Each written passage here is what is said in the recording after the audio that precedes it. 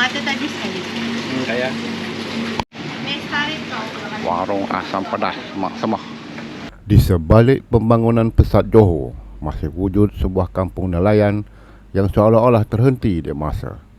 Di sinilah, di kampung Tanjung Buai, kehidupan masih berpaksikan laut, sungai dan hasil tangkapan. Persoalannya, sampai bila tradisi ini mampu bertahan?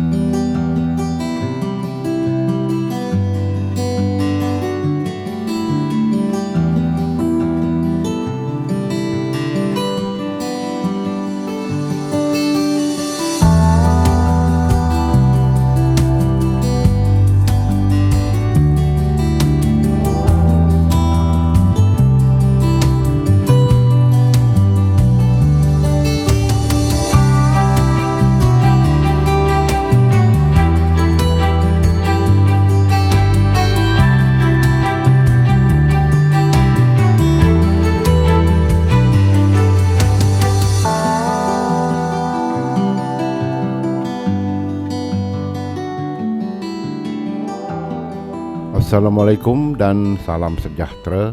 Saya Bro Andy dan anda sedang menonton Street File. Hari ini kita berada di kampung Tanjung Buai, sebuah kampung nelayan tradisional di daerah Kota Tinggi Johor. Kampung ini terletak berhampiran muara Sungai Johor dan terkenal dengan aktiviti perikanan, rumah rakit serta keindahan hutan bakau.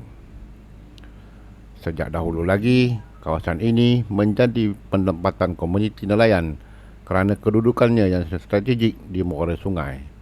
Laut dan sungai menjadi sumber utama penduduk hingga hari ini.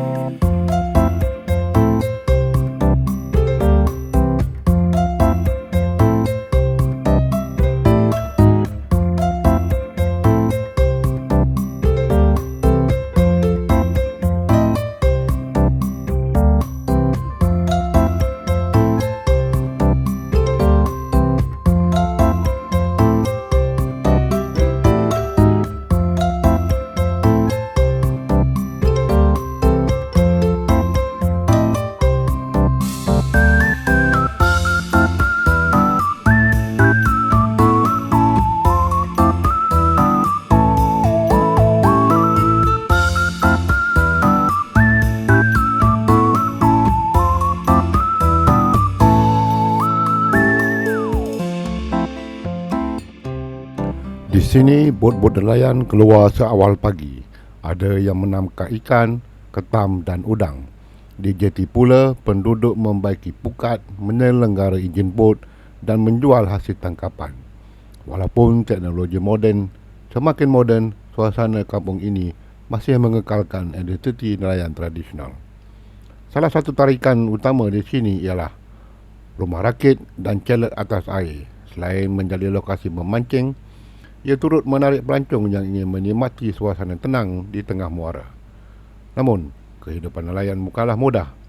Keadaan cuaca, pasang surut air dan perubahan ekonomi memberi cabaran kepada komuniti di sini.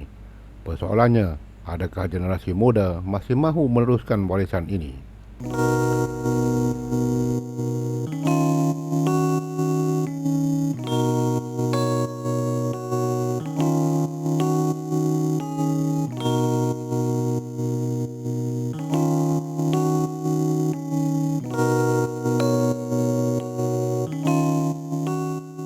Walaupun dunia berubah, kampung Tanjung Buai membuktikan bahawa kehidupan kampung nelayan tradisional masih wujud dan wajar dihargai.